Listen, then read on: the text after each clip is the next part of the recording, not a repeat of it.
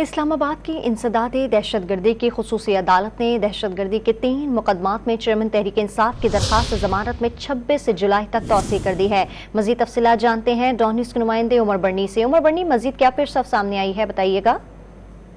जी देखिए, chairman PTI की 3 cases में जमानत की दरख्वास्तों पर समाअत इंसदादे दहशतगर्दी अदालत के जज अबुल हसनात मोहम्मद जुल्करनैन ने की। दौरान समाअत इमरान खान अपने वकला सलमान सफदर के रूबरू के साथ अदालत के रूबरू पेश हुए।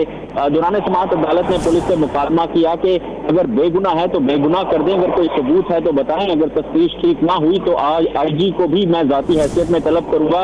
आपको जहन नशी रहे कि तफ्तीश वाज़ेह होनी चाहिए, ये कोई मजाक है, मैं तो कभी ऐसा नहीं होने दूंगा। सलमान सफदर की जानिब से मौक़िफ़ अपनाया गया कि साबिक वज़ीर आज़म को मुलव्विस किया हुआ है, अगर कुछ नहीं हमारे खिलाफ तो बता दें, हम अपनी जमानत की दरख्वास्त वापस ले लेंगे। पुलिस कंप्लेंट पुलिस ही तफ्तीश कर रही है। वकील की जानिब से कहा गया कि अदालत आशूरा के बाद तक केस मुलतवी कर दे, क्योंकि इन 10 दिनों में काम नहीं आता।